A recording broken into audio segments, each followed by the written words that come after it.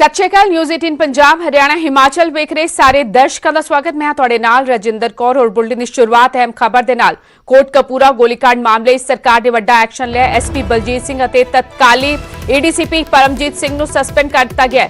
DGP की सिफारिश ते गृह सकत्तर ने हुक्म दिते। कोटकपूरा गोलीकांड की घटना विच नामजद ने दोवें अधिकारी इरादाई कतल समेत कई संगीन धारावां तहत एफआईआर दर्ज हुई सी। दोवां दे खिलाफ चार्जशीट भी दाखिल हो चुकी है। गोलीकांड समय बलजीत सिद्धू कोटकपूरा दे डीएसपी सन, जदों कि परमजीत सिंह पन्नू उस समय लुधियाना दे एडीसीपी सन। सो दोवें अधिकारियों नूं सस्पेंड कर दिता गया। कोटकपूरा गोलीकांड मामले सरकार ने वड्डा एक्शन लिया। एसपी बलजीत सिंह अते एडीसीपी परमजीत सिंह नूं सस्पेंड कर दिता गया। डीजीपी की सिफारिश ते गृह सकत्तर ने यह हुक्म जारी किए। नरेश सेठी ज्यादा जानकारी दे नाल जुड़ चुके ने। नरेश, हालांकि कोटकपूरा गोलीकांड मामले च बहबल कला गोलीकांड मामले च हाले भी इंसाफ की उड़ीक, लेकिन दोवां अधिकारियों खिलाफ सरकार ने एक्शन ले लिया है। बिल्कुल रजिंदर दस दईए कि डीजीपी पंजाब की सिफारिश तो बाद जिहड़े गृह सकत्तर अनुराग अग्रवाल वालों जिहड़े दोनों अधिकारियों नूं, जिस विच एसपी बलजीत सिंह अते एसपी परमजीत सिंह पन्नू दोनों नूं सस्पेंड करने दे जिहड़े आर्डर किए गए ने। और इस तो बाद एक नवे आर्डर मुताबक हुणे डीजीपी कार्यालय चंडीगढ़ विखे जिहड़े इन्हां दा जिहड़ा कर भाग होएगा।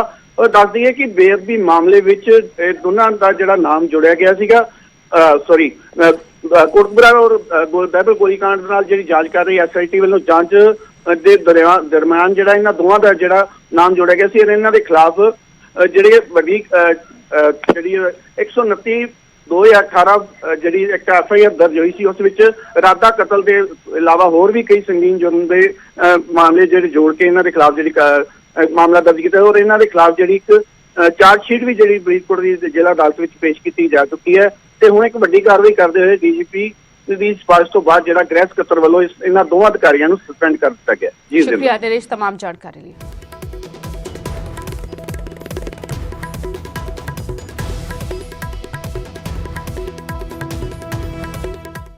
इस विचाले बेअदबिया दी जांच ते वड्डी खबर है। हाईकोर्ट वालों एसआईटी मुखी नूं बदलण दा हुक्म दिता गया। एसआईटी मुखी रणबीर सिंह खट्टरा नूं बदलण दे हुक्म दिते गए ने। किसी होर ऑफिसर नूं जांच दा जिम्मा सौंपिया जाए, हाईकोर्ट वालों किया गया। दरअसल कुछ मुलजमां ने एसआईटी मुखी ते इल्जाम लाए सन। 2015 तो बेअदबी मामलिਆਂ ਦੀ ਜਾਂਚ करी खट्टरा दी एसआईटी पिंड मलके ते गुरुसर दे बेअदबी मामलिਆਂ ਦੀ ਜਾਂਚ करी सी खट्टरा दी एसआईटी, लेकिन इस विचाले मुलजमां ने आरएस खट्टरा ते इतराज जताया सी, जिस तो बाद मामला हाईकोर्ट पहुंचा। हाईकोर्ट ने हुण एसआईटी मुखी नूं बदलण दे हुक्म दिते ने।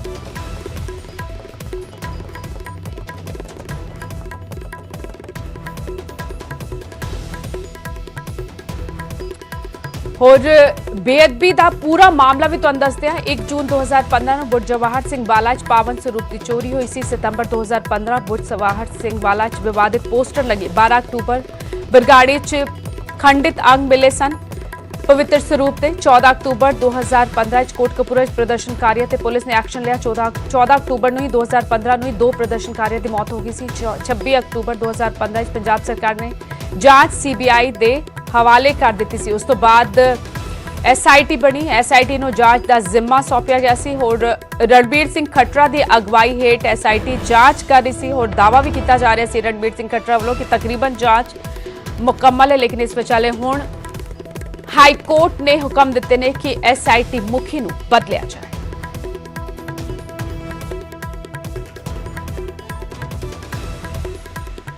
हुण गल किसानां दे अंदोलन दी, जिस नूं 42 दिन हो चुके ने। अज केएमपी एक्सप्रेस वे नूं हुण जाम करन दी तैयारी कर रहे ने किसान। ट्रैक्टर मार्च दे जरिए ताकत दिखाई जाएगी।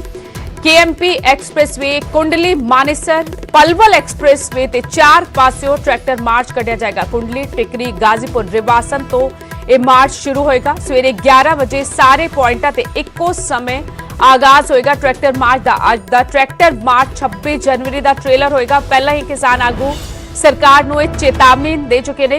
यह ऐलानिया गया है कि जे खेती कानून रद्द नहीं होए तो 26 जनवरी नूं राजपथ ट्रैक्टर मार्च कढ़िया जाएगा। और यह कहा जा रहा है कि अज का जिहड़ा ट्रैक्टर मार्च है उसका ट्रेलर है।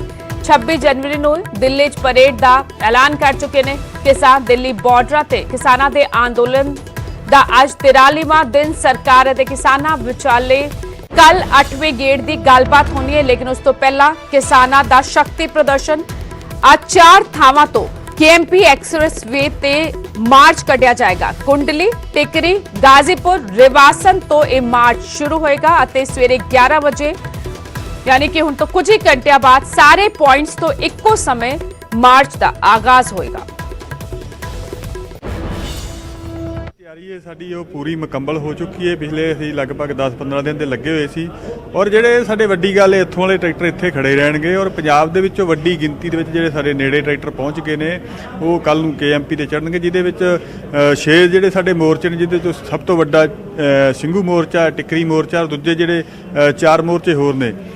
ਸਾਰੀ ਥਾਵਾਂ ਤੋਂ ਹੀ ਟਰੈਕਟਰ ਜਿਹੜੇ ਆ ਕੇ ਮੂਵ ਕਰਨਗੇ ਔਰ ਜਿਹੜੀ KMP ਰੋਡ ਹੈ ਪੂਰਾ ਦਿੱਲੀ ਦੇ ਪਾਸੇ ਜਿਹੜੇ ਕੱਲ ਨੂੰ ਟਰੈਕਟਰ ਜਿਹੜੀ 26 ਜਨਵਰੀ ਨੂੰ ਅਸੀਂ ਮਾਰਚ ਕਰਨਾ ਦਿੱਲੀ ਦੇ ਵਿੱਚ ਜਿਹੜੇ ਵੱਡਾ ਹੀ ਪੱਧਰ ਤੇ ਉਹਦੀ ਰਿਹਰਸਲ ਜਿਹੜੀ ਉਹ ਕੱਲ ਨੂੰ ਦਿਸੂਗੀ ਤੁਹਾਨੂੰ ਕਿ ਕਿੰਨੀ ਵੱਡੀ ਪੱਧਰ ਤੇ ਕਿਸਾਨ ਜਿਹੜੇ ਟਰੈਕਟਰ ਲੈ ਕੇ ਇਸ ਮਾਰਚ ਕਰ ਰਹੇ ਨੇ। ਤਾਂ ਤੁਸੀਂ ਕੱਲ ਨੂੰ ਰਿਹਰਸਲ ਯਾਨੀ ਇੱਕ ਟ੍ਰੇਲਰ ਕੱਲ ਨੂੰ ਦਿਖਾਉਣ ਜਾ ਰਹੇ ਹੋ ਕੇਂਦਰ ਸਰਕਾਰ ਨੂੰ ਕਿ 26 ਜਨਵਰੀ ਨੂੰ ਜਿਹੜਾ ਅੱਜ KMP ਤੇ ਆ ਉਹ 26 ਜਨਵਰੀ ਨੂੰ ਦਿੱਲੀ ਦੀਆਂ ਸੜਕਾਂ ਤੇ ਵੀ ਹੋ ਸਕਦਾ।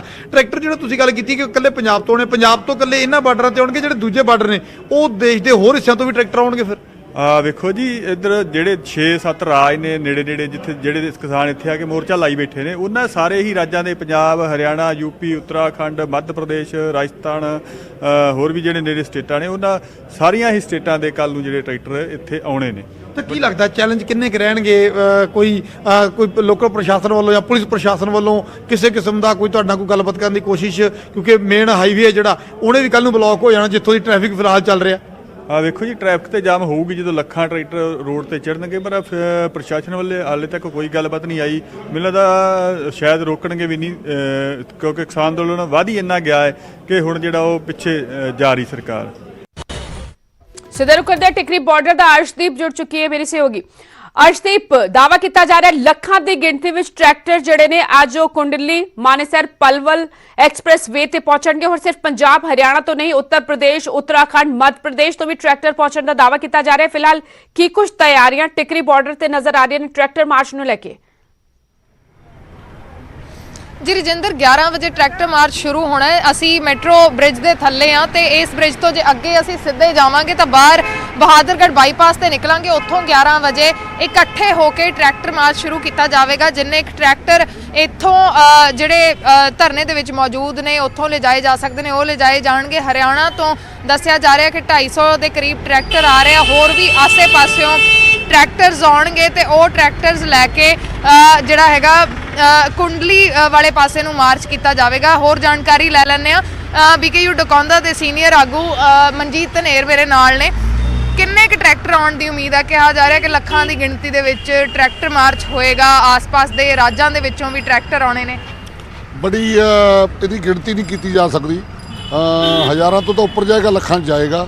ਤੇ ਕੁਝ ਜਿਹੜੇ ਮੋਰਚੇ ਦੇ ਵਿੱਚ ਟਰੈਕਟਰ ਖੜੇ ਆ ਇਹਦੇ ਚੋਂ ਤਾਂ ਮੈਨੂੰ ਲੱਗਦਾ ਅੱਧ ਪਚਾਦੀ ਨਿਕਲ ਸਕਦਾ ਕਿਉਂਕਿ ਬਹੁਤ ਕਸੂਤੇ ਖੜੇ ਨੇ ਤੇ ਨਾ ਅਸੀਂ ਉਹ ਘਾਟ ਢਾਉਣੇ ਚਾਹੁੰਦੇ ਆਪਦੇ ਵੀ ਜਿਹੜੇ ਮਤਲਬ ਟਰੈਕਟਰ ਹਾਲਾਤ ਸਾਡੇ ਘਾਟ ਹੈ ਜਾਣ ਉਹ ਨਹੀਂ ਢਾਉਣੇ। ਜਿੰਨੇ ਕੁ ਸੌਖੇ ਇੱਥੋਂ ਨਿਕਲੇ ਬਾਕੀ ਆਸ-ਪਾਸ ਤੋਂ ਆਉਣਗੇ।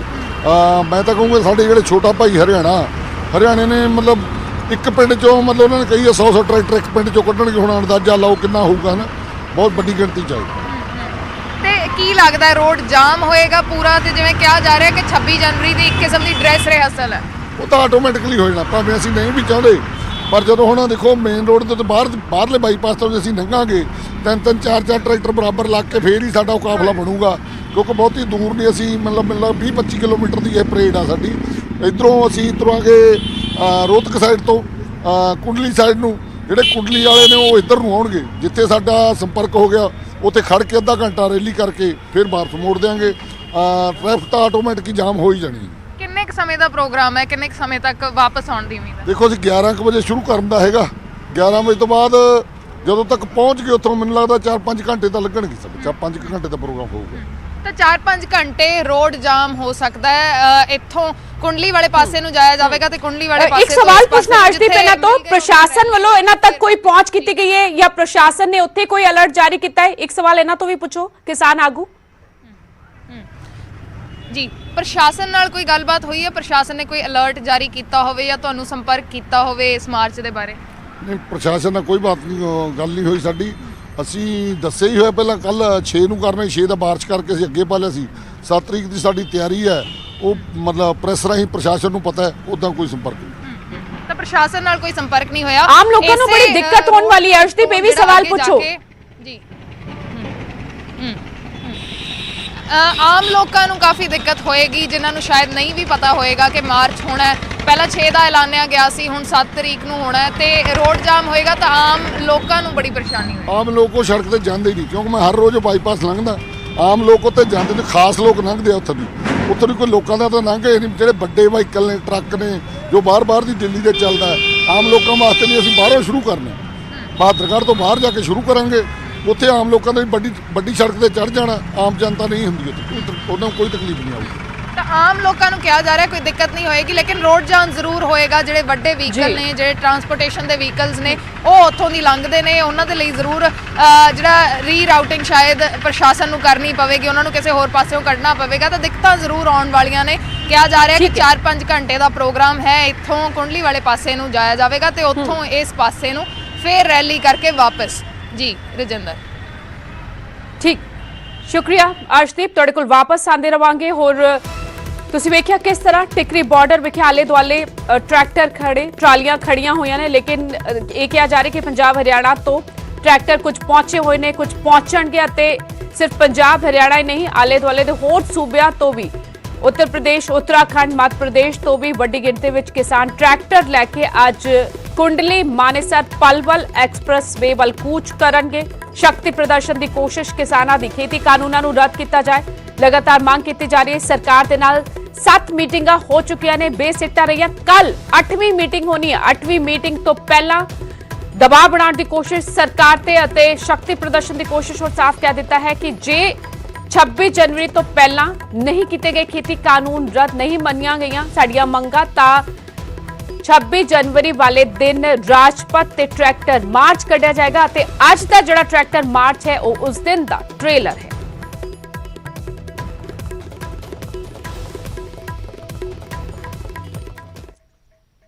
ਅੱਗੇ ਵਧਿਆ ਬੀਜੇਪੀ ਆਗੂ ਤੀਕਸ਼ਣ ਸੂਦ ਦੇ ਘਰ ਗੋਹਾ ਸੁੱਟਣ ਦੇ ਮਾਮਲੇ 'ਚ ਕੈਪਟਨ ਅਮਰਿੰਦਰ ਸਿੰਘ ਨੇ ਐਸਐਚਓ ਦੇ ਤਬਾਦਲੇ ਦੇ ਹੁਕਮ ਦਿੱਤੇ ਨੇ।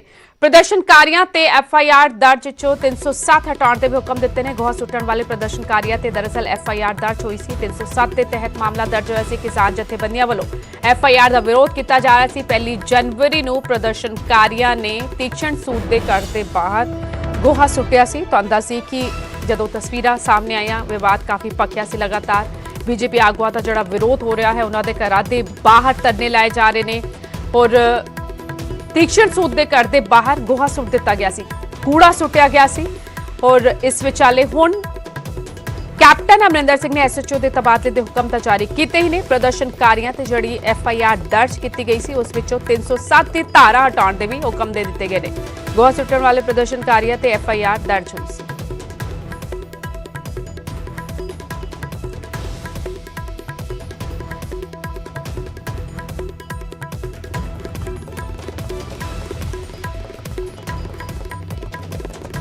ਅੱਗੇ ਵਧਦੇ ਹਾਂ। ਕੋਵਿਡ-19 ਮਹਾਮਾਰੀ ਨੇ ਆਪਸੀ ਨਿਰਭਰਤਾ ਦੀ ਭਾਵਨਾ ਨੂੰ ਮਜ਼ਬੂਤ ਕੀਤਾ, ਜਿਸ ਨਾਲ ਪੂਰਾ ਦੇਸ਼ ਇਸ ਮੁਸੀਬਤ ਦਾ ਇਕਜੁੱਟ ਹੋ ਕੇ ਮੁਕਾਬਲਾ ਕਰ ਸਕੇ। ਵੈਕਸੀਨੇਸ਼ਨ ਦੇ ਐਲਾਨ ਤੋਂ ਬਾਅਦ ਜ਼ਰੂਰਤ ਹੋਏਗੀ ਅਸੀਂ ਆਪਣਾ ਮੋਹਰੀ ਯੋਗਦਾਨ ਦਈਏ, ਜਿਸ ਨਾਲ ਅਸੀਂ ਇੱਕੋ ਸਮੇਂ ਵਾਇਰਸ ਨੂੰ ਹਰਾਉਣ ਵੱਲ ਕਦਮ ਵਧਾ ਸਕੇ। ਤੇ ਨੈਟਵਰਕ 18 ਇਸ ਮੁਹਿੰਮ ਵਿੱਚ ਹਰ ਕਦਮ ਤੇ ਤੁਹਾਡੇ ਨਾਲ ਹੋਏਗਾ। ਜਦ ਤੱਕ ਸਾਰੇ ਸੁਰੱਖਿਅਤ ਨਹੀਂ ਹੁੰਦੇ ਉਦੋਂ ਤੱਕ ਕੋਈ ਸੁਰੱਖਿਅਤ ਨਹੀਂ ਹੋਈ। ਇਸ ਸੋਚ ਦੇ ਆਧਾਰ ਤੇ ਕੈਂਪੇਨ ਸੰਜੀਵਨੀ ਦਾ ਮਕਸਦ ਇਹ ਸੁਨਿਸ਼ਚਿਤ ਕਰਨਾ ਹੈ ਕਿ ਵੈਕਸੀਨ ਪਾਣਾ ਸਾਰੇ ਭਾਰਤੀਆਂ ਦਾ ਹੱਕ है।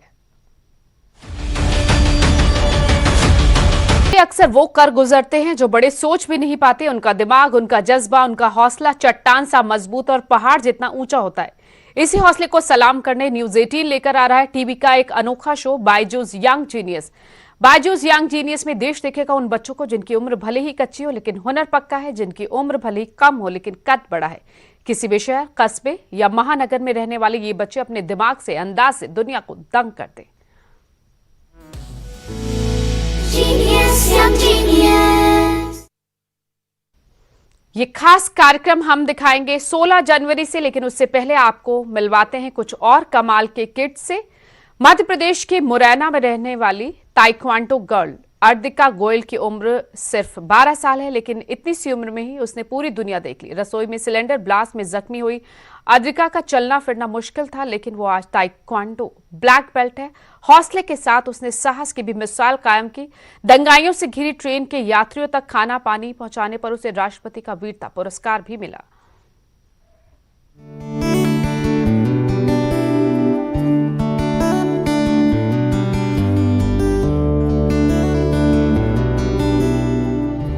नॉर्मल नहीं, एक्स्ट्रा नॉर्मल लाइफ जीनी है तुम्हें।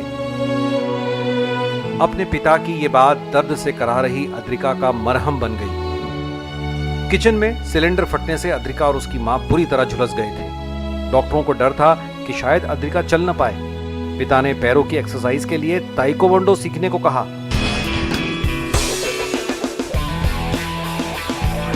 फिर क्या था, कुछ ही सालों में यह लड़की ताइक्वांडो चैंपियन बन गई, ब्लैक बेल्ट पा लिया। अब तक 20,000 से ज्यादा बच्चों को आत्मरक्षा के गुर भी सिखा चुकी है।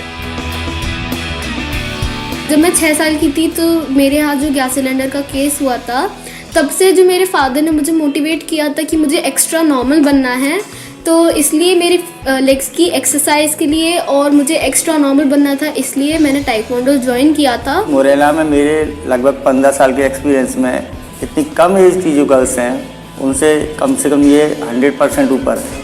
ताइक्वांडो तो 12 साल की इस लड़की की एक्स्ट्रा नॉर्मल लाइफ की शुरुआत थी। 2018 में मुरैना में छत्तीसगढ़ एक्सप्रेस बंद में घिर गई। ट्रेन को लोगों ने घेर लिया और डरे हुए सहमे हुए यात्रियों ने बोगियां भीतर से बंद कर ली। जैसे ही अद्रिका को यह पता चला, वो घर में रखा सारा खाना बटोरकर भाई के साथ अकेले स्टेशन पहुंच गई। हम लोगों ने जब खिड़कियों पे नॉक किया तो फिर उन लोगों ने बहुत डरते हुए से पूछा, और फिर हमने बोला कि हम खाना पानी लाए हैं। तब उन लोगों ने बहुत छोटा सा छेद खोला, बहुत थोड़ा सा खोला, और फिर ना हमसे पैकेट्स वगैरह छीन के अंदर लिए। फिर उसके बाद उनको धीरे धीरे करके ट्रस्ट हो गया कि हाँ ये लोग बांटने ही आए हैं, तो फिर उन लोगों ने खिड़की भी खोल दी और गेट्स भी खोल दिए। तो फिर हमने अंदर जाके ईजिली सामान बांट दिया। 2 अप्रैल 2018 की इस घटना ने अद्रिका को मुरैना की शेरनी बना दिया। राष्ट्रपति ने अद्रिका और उसके भाई दोनों को बहादुर बच्चों के तौर पर सम्मानित किया। बेटी बचाओ बेटी पढ़ाओ की ब्रांड एम्बेसडर बनी। India book of records, world records of India में मल्टी टैलेंटेड गर्ल के रूप में नाम दर्ज हुआ। पिता का सीना गर्व से चौड़ा हो गया।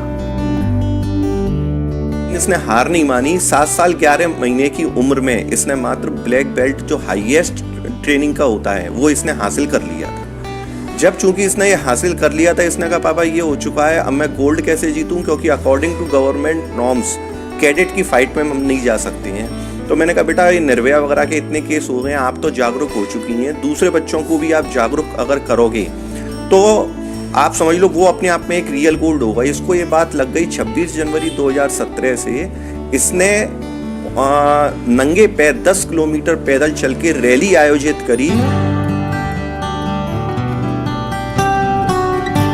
गर्व का सिलसिला आज भी जारी है। जब लॉकडाउन के दौरान अद्रिका और उसके भाई ने मुरैना से गुजर रहे मजदूरों को खाना पानी बांटा।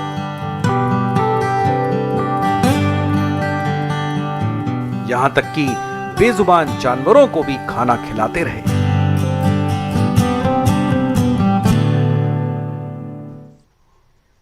ये किड्स वाकई कमाल की, ऐसे ना जाने कितने और जीनियस बच्चे हमारे आसपास मौजूद है। 16 जनवरी से न्यूज 18 लेकर आ रहा है ऐसे अनोखे बच्चों का दंग करने वाला जुनून, दिमाग और हौसला और बड़ी हस्तियों के साथ उनकी जुगलबंदी देखिए। Byju's young genius news 18 Punjab Haryana Himachal पर शनिवार शाम 7:30 बजे और रविवार दोपहर 12:30 बजे।